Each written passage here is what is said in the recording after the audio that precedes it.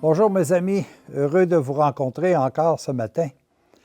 Une des questions qui nous est posée aujourd'hui, c'est est-ce qu'il y a possibilité d'avoir sur Terre des résultats sans effort? Je pense que c'est assez difficile de pouvoir trouver des choses que l'on a sans que l'on soit obligé d'avoir un certain effort personnel, soit à comprendre, soit à réaliser ou autre. Mais c'est la même chose sur le plan divin. Alors, je vais vous lire le texte de l'Évangile de l'an 2000 où Jésus nous explique qu'il faut de notre part faire des efforts. Puis après ça, on commentera un petit peu plus davantage. L'effort personnel des fils et des filles de Dieu. Aucune vie ne peut se développer sans un effort personnel. Même si l'agriculteur connaît parfaitement son art, il faut que la plante qu'il cultive enfonce énergiquement ses racines dans la terre pour pouvoir lui arracher sa nourriture, sa subsistance. Il faut que les racines contournent les obstacles et les pierres qui leur barrent le passage et qu'enfin la plante brise la croûte dure de la terre. L'agriculteur peut cultiver soigneusement la plante, ajouter l'engrais, la nourriture qui manque dans le sol, mais il ne peut pas croître à la place de la plante. La croissance peut être favorisée de l'extérieur, mais la plante ne croît que de l'intérieur. C'est la puissance enfermée dans le germe de vie qui se dégage et se manifeste dans la croissance. À l'école, l'élève ne peut apprendre que par son effort personnel. Personne ne peut comprendre ni assimiler pour lui l'enseignement donné.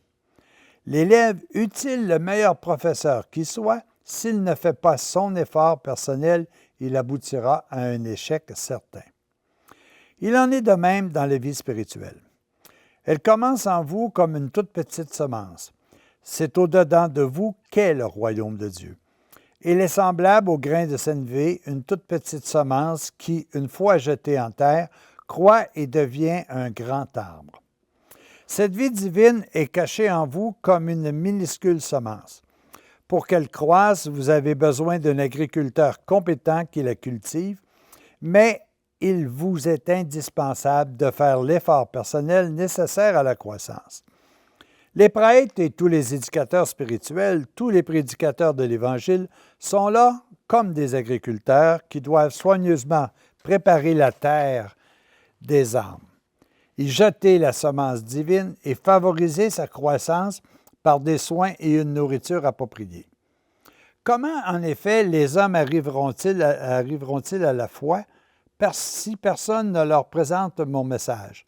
Comment pourront-ils croître dans la foi si personne ne leur fournit une nourriture appropriée et proportionnée à leur âge? La vie spirituelle, comme toute vie, ne croît que de l'intérieur. Personne ne peut croire pour un autre parce que l'acte de foi est un acte de vie. Personne ne peut croître pour un autre, ni physiquement ni spirituellement, car la croissance est le développement de la vie qui jaillit de l'intérieur. La vie de l'arbre se manifeste par les branches et les fruits. La vie divine dans l'âme commence par l'acceptation libre de la foi. Si quelqu'un m'ouvre, j'entre chez lui. Elle se développe et se manifeste ensuite par des actes qui en sont les fruits. Celui qui comprendra ces paroles et les mettra en pratique, vous ai-je déjà dit, celui-là sera grand dans le royaume des cieux. L'effort personnel pour développer la vie divine dans l'âme doit s'orienter en premier lieu vers la recherche de la vérité, vers la connaissance de l'amour. Tu aimeras Dieu de tout ton cœur, de toute ton âme, de toutes tes forces et de tout ton esprit. Vous connaîtrez Dieu et l'amour en étudiant ma vie et mes enseignements, à la lumière de l'esprit de vérité que je vous ai promis. Combien parmi vous pouvez dire en toute honnêteté qu'ils ont médité l'Évangile et se sont réellement efforcés de mettre en pratique mes enseignements? Combien parmi vous ont délaissé la source des eaux vives pour s'abreuver à toutes sortes de sources souillées et remplies de germes de mort? Pourtant, j'avais dit, celui qui me voit a vu le Père. Je vous ai répété toutes les paroles que mon Père m'a dites. Hâtez-vous de revenir à moi, car je suis le chemin pour aller au Père. L'unique chemin, je suis la vérité, toute la vérité du Père. Je suis la vie du Père que je veux vous communiquer en abondance. Si vous me cherchez sincèrement, vous me trouverez toujours au livre des Chroniques. Alors oui, les amis, c'est important ici de résumer ce texte de la façon suivante. Tout d'abord, l'agriculteur suprême a, dès toute origine, placé en moi le germe divin.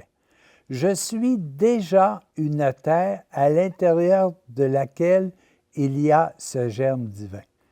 Mais il faut avoir un tout petit brin de foi pour pouvoir comprendre que je suis déjà ensemencé du divin et que je me dois tout simplement de me placer dans une situation de faire des efforts pour faire croître ce germe.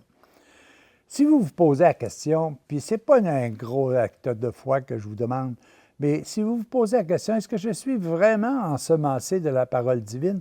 Dites-vous, si vous répondez oui à une de ces deux questions-là, c'est parce que vous avez déjà en vous cette semence.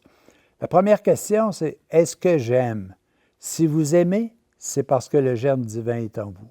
Si vous n'êtes pas capable de répondre à cela, regardez la deuxième. Est-ce que vous voulez être aimé?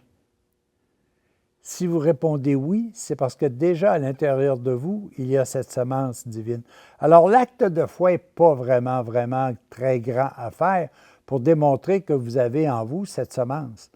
Si vous avez une de ces deux questions auxquelles vous répondez oui, c'est parce que déjà à l'intérieur de vous, il y a ce germe divin.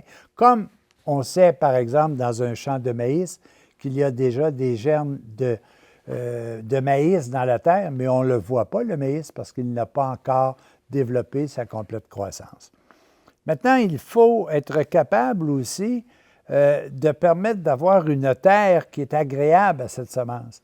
Cette terre, c'est nous, c'est notre corps, c'est notre couverture terrestre. L'enveloppe que nous avons, c'est une enveloppe terrestre qui doit être percée, un peu comme le germe de blé a une coupe qui doit, par laquelle la semence doit passer à travers pour pouvoir grandir. Alors, il faut faire des efforts pour entretenir notre terre. Ces efforts, c'est évidemment de rechercher la vérité, d'approfondir davantage la connaissance du germe divin qui est à l'intérieur de nous. Les efforts que nous devons faire aussi, c'est de nous tenir avec des gens qui, autour de nous, cherchent la vérité, cherchent la parole de Dieu. Ne cherchent pas juste à faire des complots, ne cherchent pas juste à brouiller les cartes, ne cherchent pas juste à donner de l'information qui est fausse sans avoir été véritablement vérifiée, mais que l'on se rapproche de personnes qui recherchent le fondamental de notre germe divin, aimer et être aimé. Ça, je pense qu'en continuant de cette façon-là, vous allez développer chez chacun, nous allons développer chez chacun de nous le goût de se sentir bien. Parce que dès que la petite germe divin commence à croître à l'intérieur de nous, dites-vous que nous nous sentons de plus en plus heureux, de plus en plus en paix. Mais c'est des efforts, nous devons y consacrer du temps, nous devons y consacrer de notre attention, forcer notre intelligence spirituelle à comprendre le message. Évidemment, tout ça va au rythme où on est capable de le prendre. Une nourriture pour un enfant, ça commence peut-être par des choses beaucoup plus liquides. Et par la suite, on comprend qu'on va aller un petit peu plus avec de la nourriture solide. Sur le plan de la croissance du germe divin qui est en vous, c'est la même chose. Au départ, on a besoin peut-être plus de lumière, on a besoin peut-être plus d'eau, on a besoin plus de liberté, mais avec le temps, on va davantage devenir un peu plus corsé, on aura à avoir à résister à la couche terrestre, on devra résister à nos habitudes, à nos mauvaises habitudes surtout, à nos pensées qui peuvent nous fausser. Mais soyez sûr d'une chose, de toute façon, ce germe est à l'intérieur de vous et il attend que votre effort, simplement notre effort, pour grandir davantage. Et le seul fruit qu'il peut vous amener, c'est le bonheur. Et ce bonheur-là, ce n'est pas une question terrestre, c'est une question d'éternité.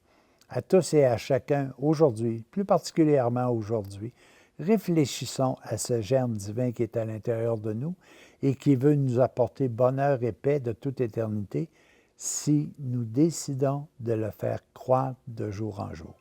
À tous et à chacun, bonne récolte.